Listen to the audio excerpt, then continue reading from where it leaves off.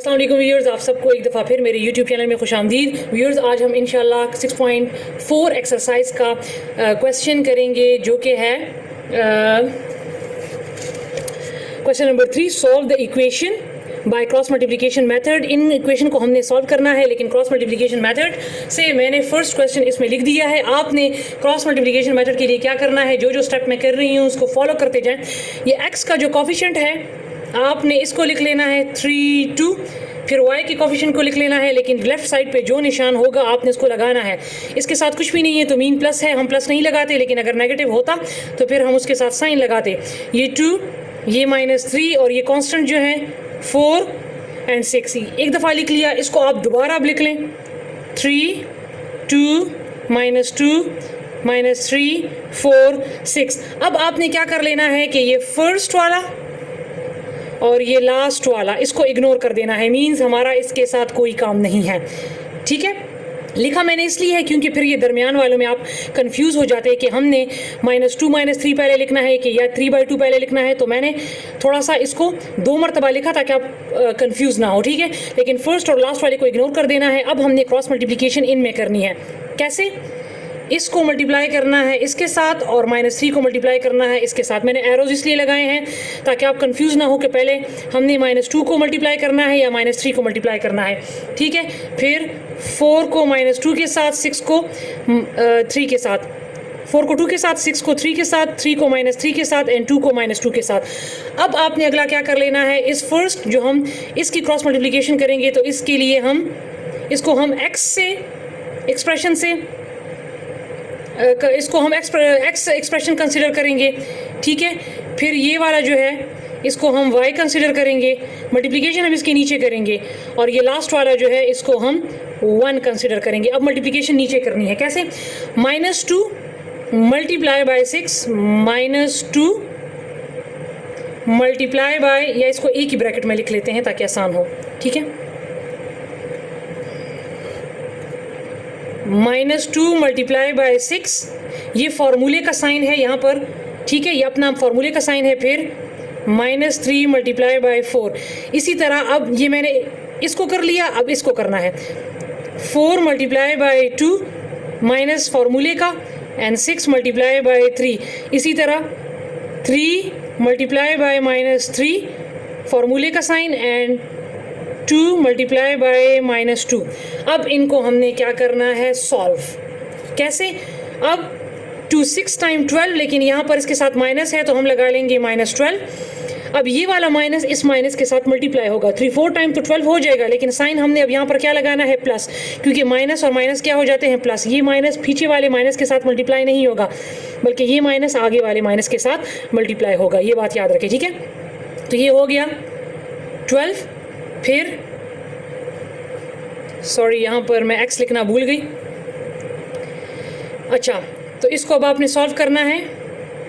-2 multiply by 6, तो ये हो गया -12 और ये हो गया +12 इक्वल टू y का नंबर है 42 टाइम 8। यहाँ पर कोई अब अंदर का कोई साइन नहीं है तो लिहाजा ये माइनस ही आएगा। 63 टाइम 18 इक्वल टू 1। 3 टाइम 9, लेकिन इसके साथ माइनस है तो ये -9 आ जाएगा। माइनस माइनस प्लस 2 टाइम 4, लेकिन एक बाहर माइनस है और एक अंदर, तो ये हो जाएगा प्लस। हो गया। अब इनको आगे आगे सॉल्व करना है। x जब भी एक साइन माइनस होता है एक प्लस होता है और दोनों सेम होते हैं तो वो कट जाते हैं, तो यहाँ पे आ जाएगा 0। फिर y 18 से 8 माइनस करें तो आपके पास आ जाएगा 10, लेकिन साइन बड़ी रकम का 1 divided by -9 + 4 minus plus minus, लेकिन साइन बड़ी रकम का तो ये आ जाएगा -5। अब इसके बाद आपने क्या करना है कि आपने अब x और y की वैल्यू फाइंड करनी है। तो पहले हम x को लेंगे इसके साथ और फिर हम y को लेंगे इसके साथ। कैसे? x divide by 0 equal to 1 -5। मैंने x की वैल्यू को फाइंड करना है तो पहले मैंने x को लिया इसके साथ। ठीक है, तो अब आप चूँकि मैंने x की वैल्यू फाइंड करनी है तो आपने x को नहीं छेड़ना, x को अपनी जगह पे रखना है इक्वल टू, और ये 0 ऊपर चला जाएगा।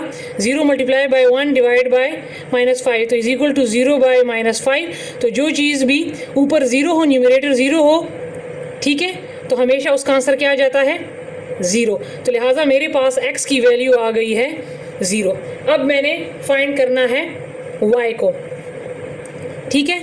अब उसी तरह जिस तरह मैंने x को लिखा, अब आप y को भी लिखें तो y equal to y by -10 equal to 1 - 5। y को अपनी जगह पे रखें, ये 10 ऊपर ले जाएं तो ये मल्टीप्लाई हो जाएगा, ठीक है।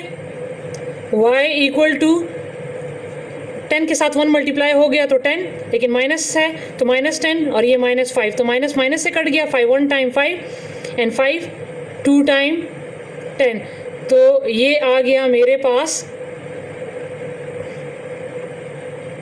2, ठीक है।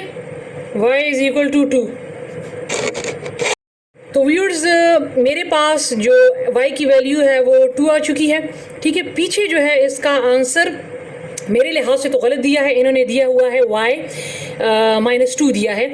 अगर हम क्रॉस मल्टीप्लिकेशन को, चूँकि हम इसी तरह करते हैं कि फर्स्ट का न्यूमरेटर और सेकंड का डिनोमिनेटर जो है वो मल्टीप्लाई करते हैं, फिर इस तरह इसको करते हैं, तो अगर इन एरोस को देखा जाए तो फिर हमारे पास y जो है वो 2 आता है।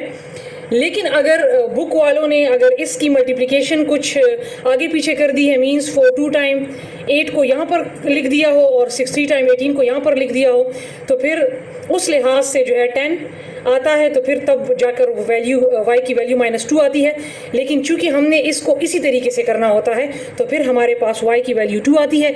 फिर आप इसको ख़ुद भी चेक कर लें, अगर हो सकता है मुझसे कोई मिस्टेक हुई हो, लेकिन मैंने इसको जिस बार बार इसी तरीके से किया तो मेरे पास y इक्वल टू 2 ही आ रहा है। तो आप इसको चेक कर लें और फिर आप कमेंट में बता दें, ठीक है व्यूअर्स। तो ये था हमारे पास क्रॉस मल्टीप्लिकेशन मेथड, सारे के सारे क्वेश्चन इसी तरह हैं। अब आप इन क्वेश्चंस को करें, इंशाल्लाह अपनी अगली वीडियो में मैं वर्ड प्रॉब्लम की तरफ जाऊंगी।